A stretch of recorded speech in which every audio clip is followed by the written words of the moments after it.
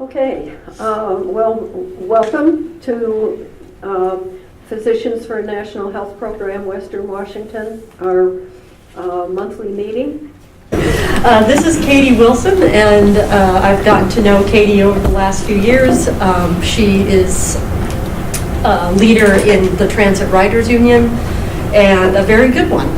And I've watched Katie take a really small organization that didn't seem to have much traction into a very reputable and active and engaged organization that is building solidarity with other organizations in the city and recognizing the interconnectedness between issues rather than everyone working in their little individual spaces, but beginning to forge relationships between causes and to recognize that, you know, the people's efforts oftentimes are interconnected, and we need to help each other and not stand in competition with one another, but to work with one another and to make things really happen in our country and in our world. So I've been impressed with Katie's leadership and her capability to stay with an effort and to see it continuing to evolve and to see it grow and to stay with that. So here she is, Katie. Thank you, Holly, and thank you, everyone, for inviting me to be here. I'm going to tell you a little bit about a campaign that the Transit Riders Union is helping to coordinate this year in Seattle. I see some familiar faces, so I think I'm probably not telling all of you things that you don't know already, but feel free to interrupt me as I talk as well. So. As I think everyone here knows, we have some problems in Washington State as to how we raise revenue. So we have the #1 most regressive tax system in the country. I'm sure you're probably all tired of hearing that. And actually, I don't know if people saw, but the Seattle Times, which does not always help our causes, but in this case, a week or two ago, they published an article about Seattle, taxes in Seattle. And you probably can't see this, but basically, Seattle is the fourth in the nation for the highest taxes at $25,000 a year income, so low income. And we're also fourth in the nation for for the lowest taxes at $150,000 a year income. So we're distinguished, and that's what makes us the most progressive. And that was 2015. It's even worse now because my property taxes went from $4,000 in 15 to $7,000. Yeah. Okay, in 2017, almost doubled. Yeah. So it's even worse than that. Well, so yeah, and so that's a problem. And what that means, well, first of all, why does that problem exist? One of the big reasons that exists is that we are one of only 7 states in the whole country that has no kind of tax on income. And so that means that we depend very heavily on sales tax and on property taxes, on other excise taxes like car tab fees that tend to hit working and poor people the hardest. Now, what does that mean for revenue? It means that even though our state has the highest taxes in the nation for poor people, we are a fairly low revenue state. So if you look at the revenue per capita that we get in Washington State, we're in the bottom half of the country. And so that obviously contributes to our problems funding basic things like education, like mental health services, like all of the other things that are underfunded in our state. So what does this mean today? So we have a new president, and having this revenue problem in our state means that we're not in a great position to deal with all of the challenges that are coming our way from the federal level. So there's the potential loss of funding because of our sanctuary city status. Hopefully that's not something we're actually going to have to deal with. Hopefully that's mostly bluff and bluster, but we'll see. Then, of course, there's the Affordable Care Act, and as I'm sure all of you know, that's basically a big tax break for rich people, in addition to taking away health care for poor people. And also, the Transit Riders Union, we're concerned about potential losses to transit funding. We get a lot of grants, federal grants for transit projects, and those could also be in danger, as well as funding for housing and a lot of other things. So what do we do about it? Well, the obvious solution is let's tax rich people. And so that's sort of, and that's what we're proposing, right? So the Trump-proof Seattle campaign, which is what we're calling this campaign, is proposing basically an income tax in Seattle that would affect only the wealthiest 5 to 10% of households. And the income threshold that we're proposing is still under discussion, but $250,000 is one number that's been thrown out there. Some favor going with even higher threshold, like $500,000 a year or even $1 million a year. But the idea is to tax income over that threshold. So, for instance, if the threshold was $250,000, if you make $300,000 a year, you would only be taxed on that $50,000 over that threshold.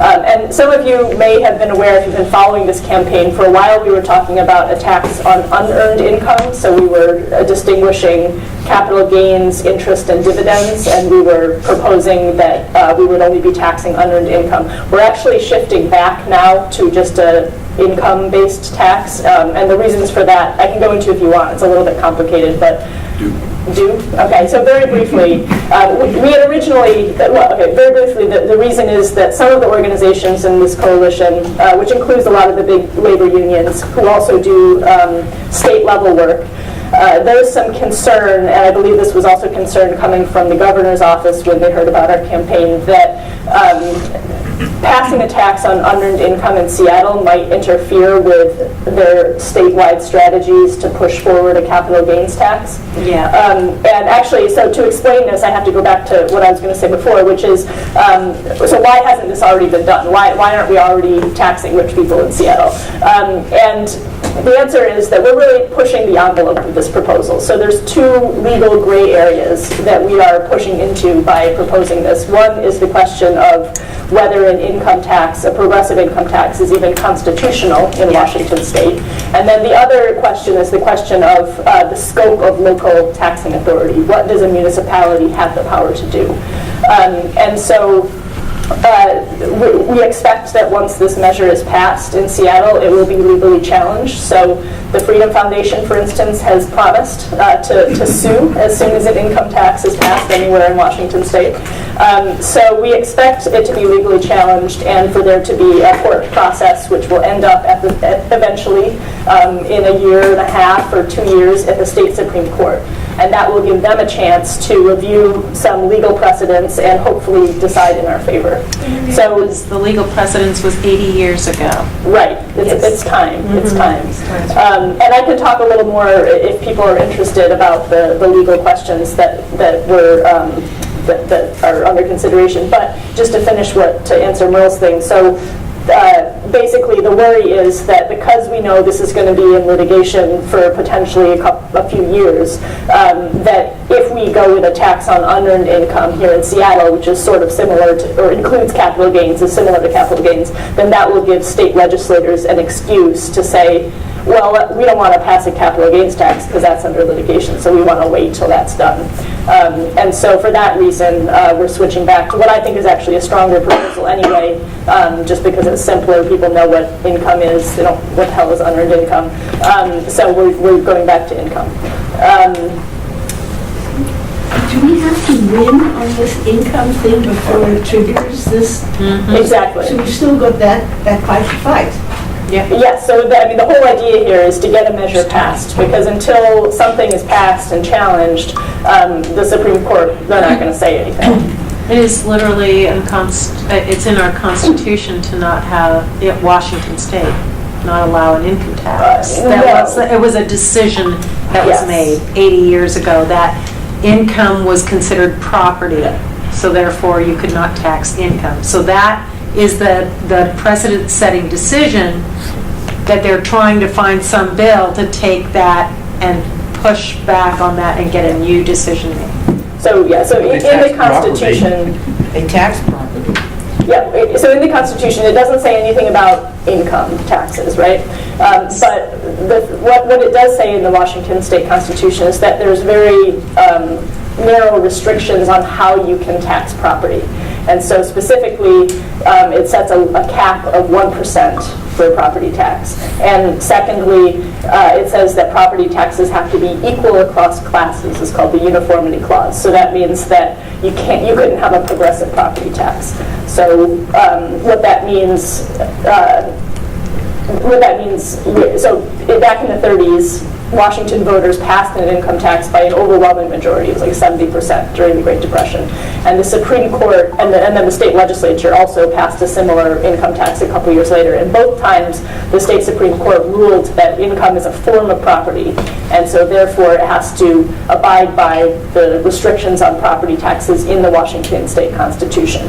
And it's not really feasible to have a flat property tax under 1%, or a flat income tax under 1% is just not very useful to us. So effectively, it was ruling an income tax unconstitutional. Can I ask a question about that? Is the, in states that have an income tax, do they also have property taxes? And sales taxes. Yeah. Not all of them. Like, for instance, Oregon has no sales tax, right? Right. They're like sort of opposite of It us. isn't, but I think they're an outlier versus most Yes, of them yeah. do have. Most have all a three. mixture of all three. So,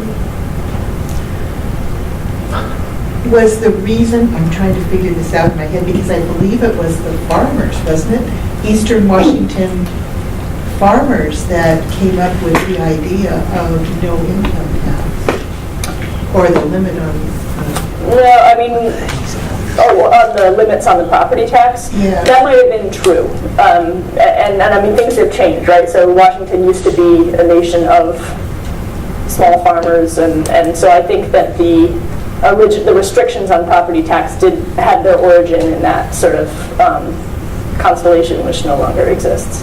But you would need to change the Constitution to change the restrictions on property tax. However, what we can do without changing the Constitution is bring forward a case to the state Supreme Court where they can decide that actually income is not property, and that's what we expect them to do, because there's other states in the nation where income was once considered property. It's no longer considered property, so it's sort of an archaic notion. so it's a definition term.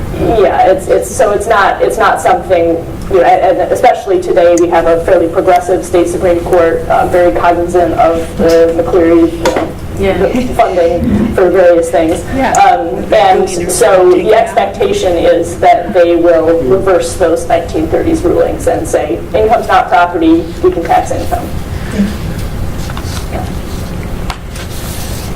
So, what else to say? So, basically, we've been talking, so we have this coalition, we have a letter that we delivered to council members and the mayor on March 1st, which can still be retrospectively signed on to. We have a list of the organizations on our website.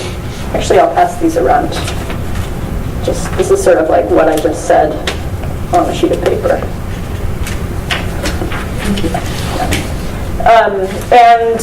So we've been meeting with council members, and there's a lot of interest.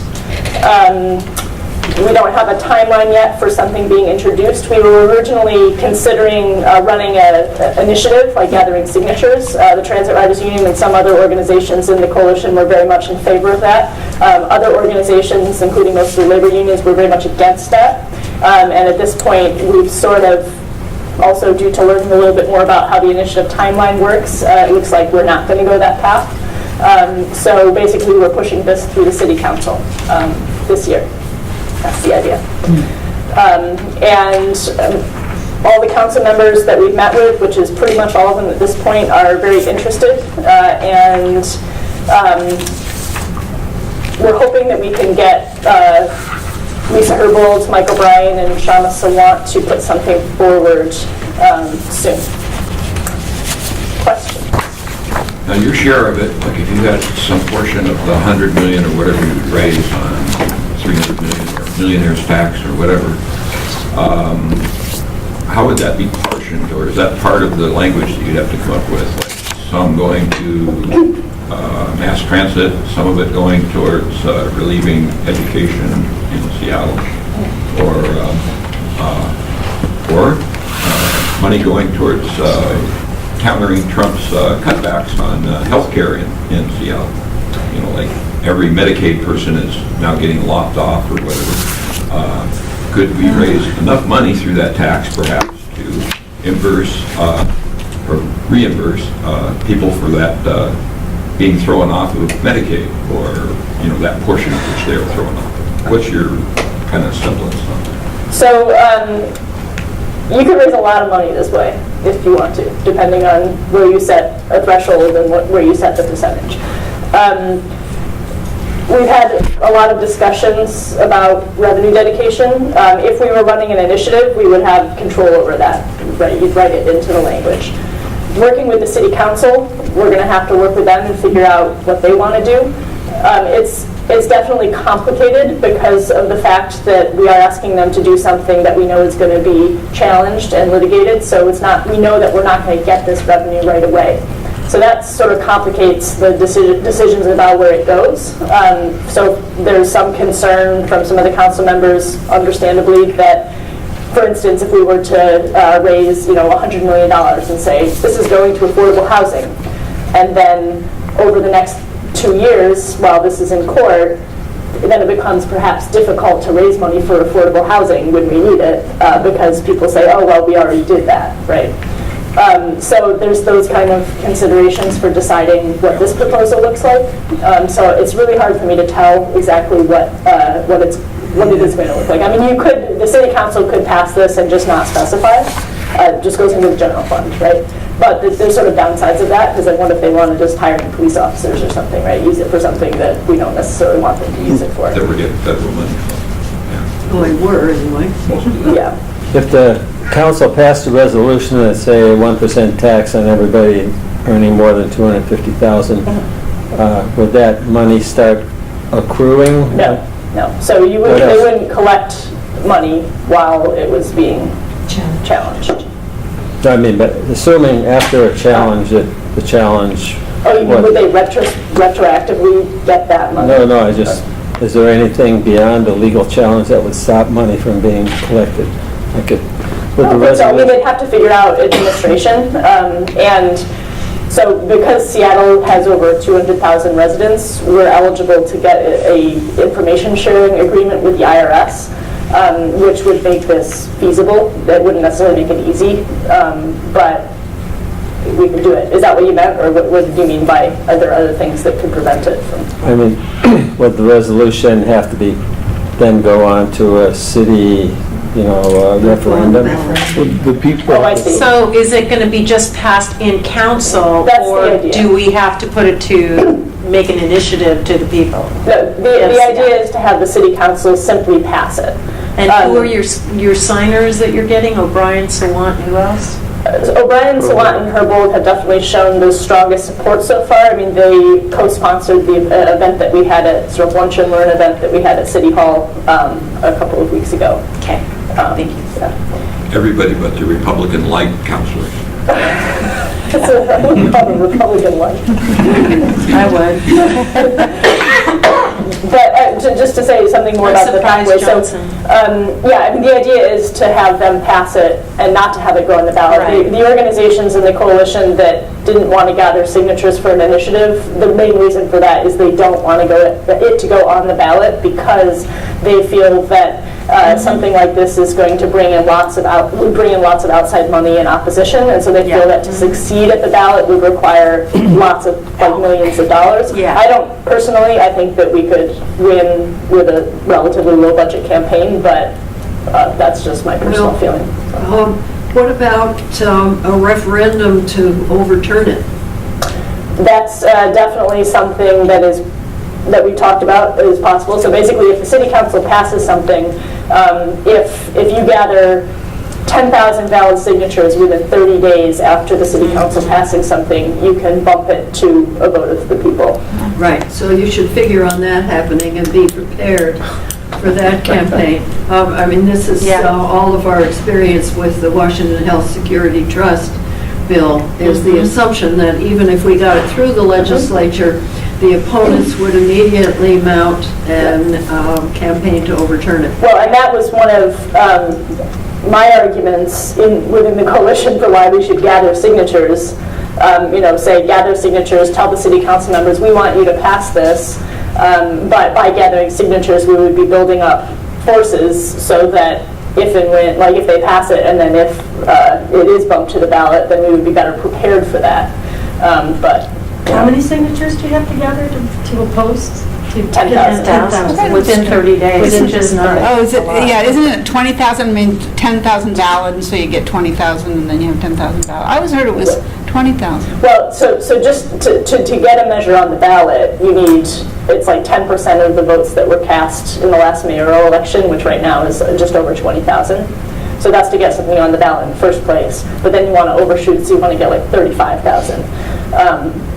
But I believe, at least what I was told, is that to challenge something that the city council passes, you need 10,000 ballot signatures. So you Separate from actually putting an initiative, challenging a bad council decision. So I just wanted to ask, you talked about organizing and that you're going and you're visiting city council members.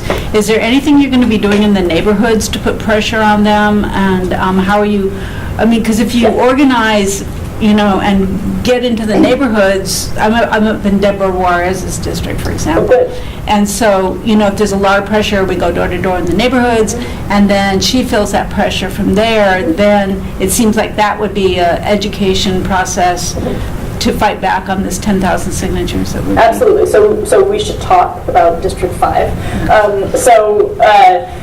Since the decision's been made not to gather initiative signatures, the Transit Riders Union and some of the other organizations in the coalition that are more grassroots, boots on the ground organizations were the ones who would have been out gathering signatures. Now we're thinking, okay, what do we do instead? So what we're doing, and so apart from TRU, we're working with 350 Seattle, we're working with the Neighborhood Action Coalition, the Neighborhood Action Councils that are organizing in all of the districts, and also Democratic Socialists of America, which has sort of blossomed since the election, and a few other groups. And we are organizing town hall forums in every district of the city.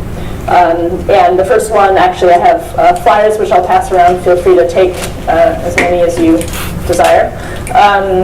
The first one is in District 4 next Thursday, the 23rd, and then we don't have any of the others scheduled yet, but most of them are sort of in the works.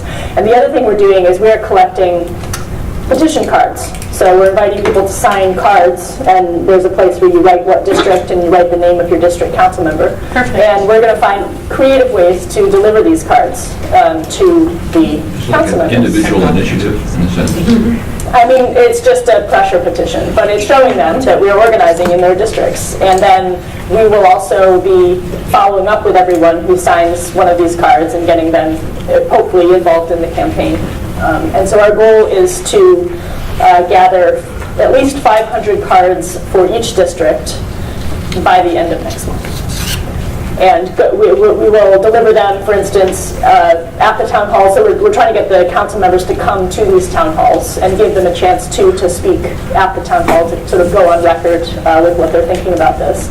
And then also we will, for instance, the council members who have district office hours will send delegations to their office hours to deliver some of the cards, like every week. So for instance, Rob Johnson, he has weekly office hours in his district, so we'll, every week have some people going there. Things like that. Yeah, I've gone to this. This is effective. A candidate for Green Governor a number of years ago had a thing where we would show up each month for a lunchtime and collect signatures in front of the town hall. And we would present them to the mayor. We'd swap down the 70 or so that we would collect out in front of this pretty influential area of Seattle. And it was an issue about biofuels, which the UN was calling a crime against humanity, as a substitute for an increasing price of gasoline, where they became kind of complicated. But the mayor Nichols was set on having the Seattle fleet of cars be powered by biofuels. And so we created a really creative initiative signature campaign. And then eventually we plunked it into each of the offices of the, after we were there for a year and a quarter, I believe it was, into the individual offices with all of these signatures there. Two of the council people said, Conlon and Licata said that they would tell the mayor to not do this program, or they would write an ordinance to stop. And it worked. So I thought it was really kind of interesting. This reminds me of what we're doing here. And it doesn't have to be many signatures, so there was 700 signatures. Have you gotten any active opposition from the people who would be paying the tax, like Chamber of Commerce or big business? And I think they're all waiting until there's something like a concrete, I mean, if we started signature gathering, I think they'd be all over it.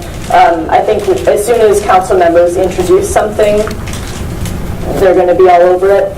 We haven't heard any organized opposition. I mean, we've gotten some hate mail from individuals, but that's to be expected.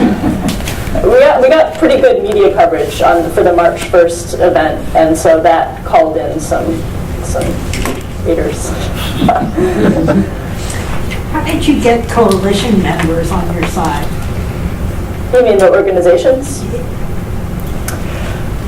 So we're partnering with the Economic Opportunity Institute on this, and these are issues that they've been working on for quite a long time. So I mean, back in 2010 with the 1098 statewide income tax initiative, they were the ones who sort of spearheaded that effort.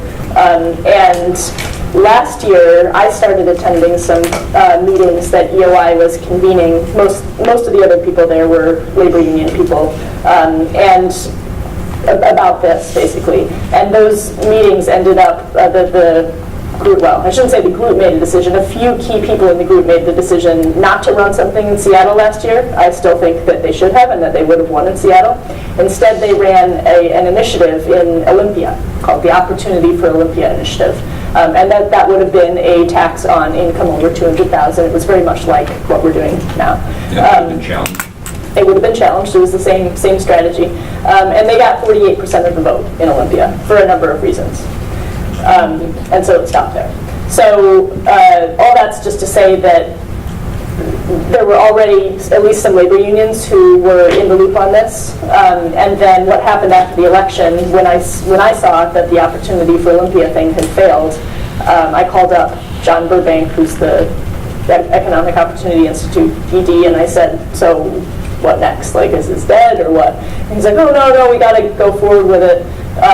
But it sort of became clear to me that there wasn't, like, a lot of the labor unions who were really freaking out because of right to work and all of that. There was not, like, a group of organizations pushing it. So at that point, I offered to help build a coalition by using all of the Transit Riders Union's connections with organizations that we've built up over the years. So I basically reached out to every organization that we've been in touch with, and EOI, and we convened a meeting in early January where we had probably 40, 50 organizations represented. And how many years? I've been working with this group for a little while, and it's impressive. I mean, they call it a work party. They hire Casa Latina, and 40 people show up, and there are tables with signs in front of them saying what goes on, what activity goes on here, and people just come in and sit down and start working. So I mean, your methods are fantastic, but it's not immediately apparent how you get that going. Well, I wish that we could take total credit for that. I mean, I think we're sort of riding the Trump wave in certain respects. I mean, a lot of people have been galvanized by Trump, and the neighborhood action councils have been very, I think, there's a lot of people going to those meetings that are looking for something to do and not just, meet every week to talk about things. And so we've sort of come and said, well, here's something people can do. Thank you. I'm glad that we give the appearance of being extremely organized. But I do feel like we're sort of reaping the benefits of just a generally activated populace right now. So hopefully we can keep some of those people engaged beyond the initial swell.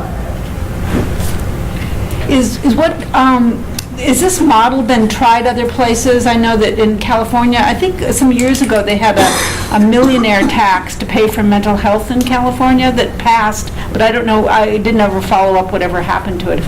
I'm not 100% sure, but I think fairly recently, like even in the past year, they passed something like that or raised it or something. And actually someone told me in the last couple of days that there's also some kind of income tax proposal being talked about in San Francisco right now.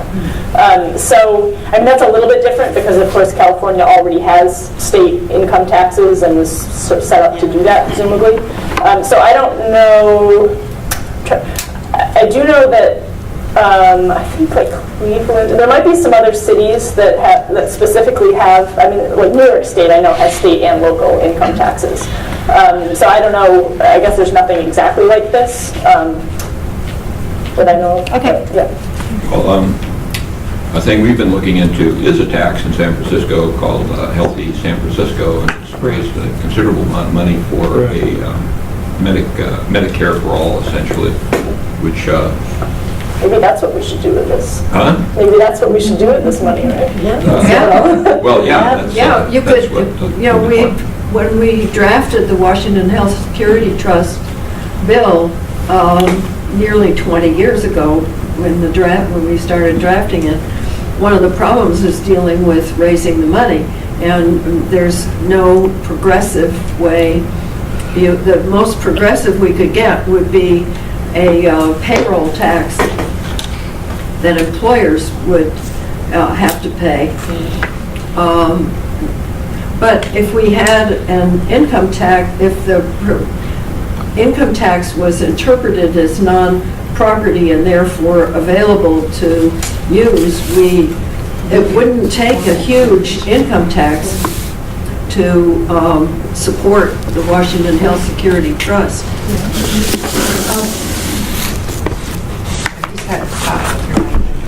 It had to do with, we got the city council and the county council to sign a petition that said that healthcare is a human right. And just recently in Hawaii, they passed a bill that said that homelessness is a healthcare risk. Healthcare risk. And therefore, if it is a matter of the health of the people that they are homeless, then, and they've already agreed that healthcare is a human right, that makes homelessness coming in healthcare is a human right. And therefore, I think that a case could be made for them having to address the issue of homelessness and healthcare at the same time. One of the things, actually, just to follow up with that, they said that like a physician could write an order to a homeless person that they had to have housing. That's right. And that would have to be carried out, just like a prescription, for medication. Yeah, it was really great. Well, speaking of homelessness, one interesting thing that we're thinking about now, or being forced to think about, is how this proposal is going to interact with the homelessness, the property tax levy that Mayor Murray has proposed. Lisa Herbold met with the mayor recently about our proposal. The mayor not said that he's opposed, which is good, but he's very concerned about how that this will be seen as an alternative to his property tax levy. And so for that reason, he wants it, maybe this to be, he doesn't want anyone to think about this until after August. So our strategy is going to be to make so much noise that he realizes that the way to have this not interfere with his homelessness levy is to get the city council to pass it real quick, rather than drag it out till Homelessness after levy is going to have a huge pushback. Well, it didn't come out the gates very strongly with Nick Hanauer, that sort of unfortunate quote in the Seattle Times. I don't know if you saw it. Basically said, so Nick Hanauer, venture capitalist who lives in Shoreline, who's basically bankrolling the homelessness levy, right? He basically said, this is a moving bus, and if you're not on it, you're going to get run over, and I'm going to put so much money into this thing that it can't fail, and that's not even the amount of money that I care about. So it was not something calculated. Has anybody gotten to Hanauer, the class trader, is what they call him, and asked about whether he'd be willing to fund both? So who else is going to see this? Because I can say something, but I don't necessarily want to say it in public. Can we turn the camera off? Or just wait till the end and then... Okay. Just wait till the end. What's happening next now? So there's a coalition that's thinking about how to talk about this. So what do people like we here, what are we supposed to do next? Well, first of all, sign one of those cards and give it back to me so that we can keep you updated. And basically, so tomorrow, a few of us from the coalition are meeting with Mike O'Brien and Lisa Herbold, and we're going to see how they're feeling about putting something forward soon. So we want to get something introduced so that we have something to focus on pushing through. So that's the next step, is you're going to give it to the city council people, who are going to put it to their colleagues.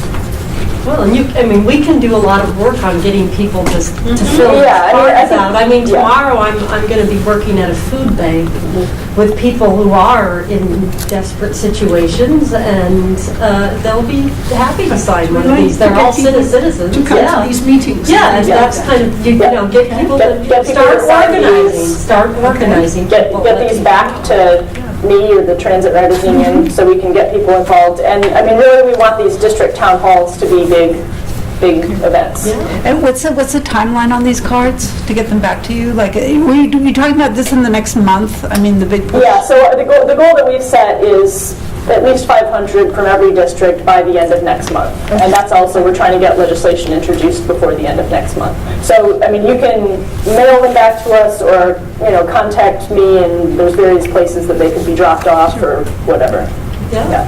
I think also United for Single Payer signed on as a sponsoring organization. I think PNHP should do it also. I think maybe, Sherry, you could get out like an email to the board and they could vote on it. We have our board meeting this Sunday. I'll put it on the agenda. Okay, we could do it on Sunday. And I think Healthcare for All Washington, those people here who work there, should also sign on. And if something comes up, and I assume you'll just let us know, like, what you need us to do, show up here. Yeah, absolutely. At whatever council meeting.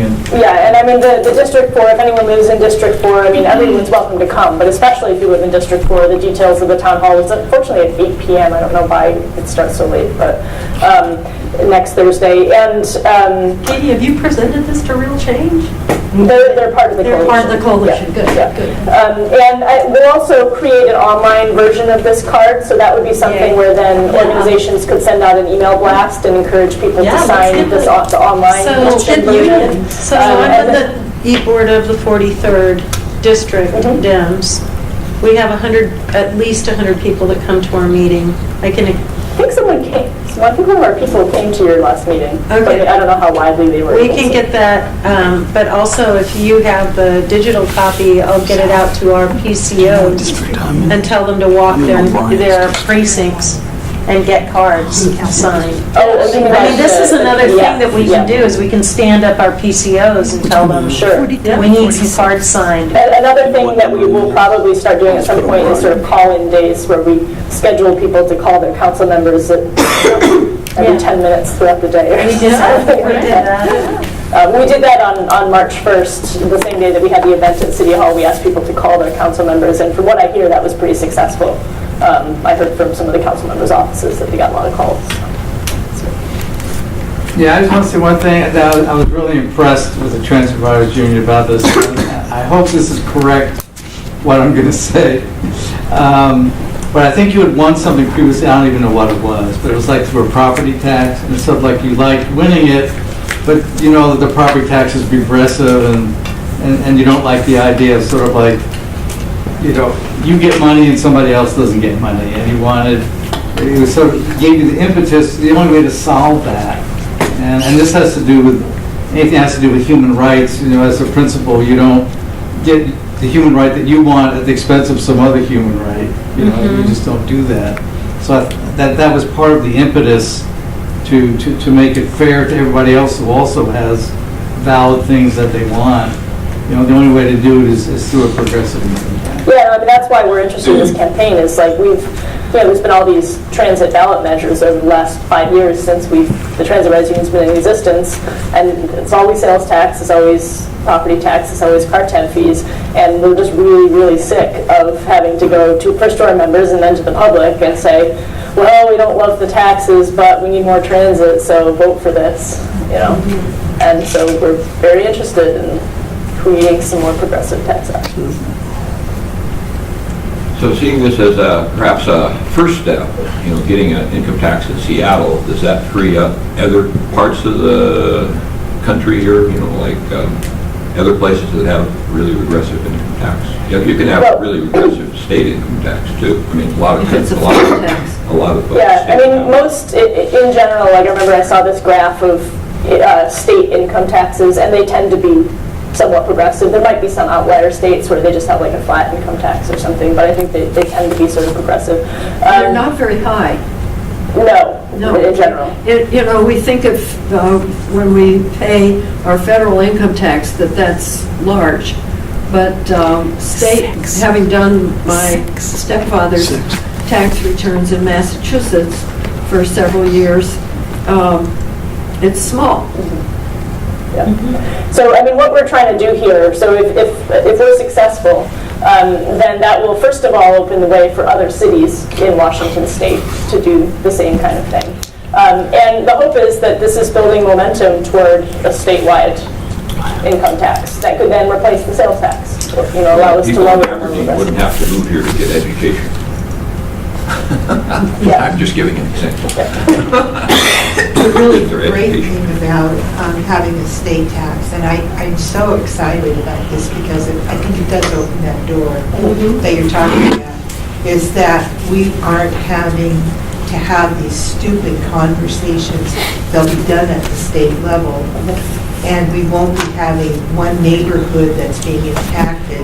And thinking particularly of the Malt Lake neighborhood that have held up this whole, you know, bridge business. Sunday. We won't have that kind of hijacking being done. It will be we're doing this within the state. And we won't have Spokane being angry at us or other portions of our state being upset with us because we'll have more integration of transit across the state, and that's really to our benefit. I was thinking what Sherry said about how they're going to come after you and how they're going to come after your organization when, you know, when this goes through, or come after the city council. And I was just looking up, I didn't know who the billionaires were who went after Wiggins at the Supreme Court level when they upheld the charter schools at the Supreme Court. And so you could have some teachers stand up and say, oh yeah, we remember, you know, when the Supreme Court did the right thing, and Bill Gates and Paul Allen and Ballmer, you know, put hundreds of thousands of dollars into Wiggins' opponent. Yeah. So, I mean, I think that should be out there. I think that should be really discussed a lot, because it was in the last days of the campaign. Yep. And I think a lot of people missed it, or the last 2 weeks of the campaign. Nope, that was just lame. However, as I recall, Wiggins won. He did. But I it's think there's a big lesson there, Yep. that money isn't everything. And that 3 billionaires, one of whom lives in Los Angeles anyway, can't. It was $600,000 in the last 2 weeks. Yep. Yeah. Well, and Steve Ballmer was one of the opponents of 1098 too, the statewide. Yeah. Creep. One thing I think that needs to be measured on this is Seattle is different from the outlying areas. Oh, boy, is it. Like when Katie's organization has been pushing for, you know, which we've had to rely on, which is a regressive tax to pay for some of, you know, expansion anyway of metro services, or even just a savings of some of metro services. It's showing that the county votes against metro. You know, I think it was a figure of 38% that voted against it, whereas Seattle votes 62, I think, in that particular one, not the $54 billion one here recently. But, and that provoked, I think, Dow and the council to say, you know, that we'll get that money somehow, I think is what he did. Maybe you know on that. But, because, he kind of capitulated and said, well, the council does have some money to keep that growing business. But if that example is anything to show for it, it's a good strategy to go for a Seattle income tax because, moreover, we're a more progressive city than all our outliers. Seattle, the initiative 1098 in 2010 passed in Seattle by 63%. Failed statewide that. And just 38% of the county overwhelmed that and caused it to fail.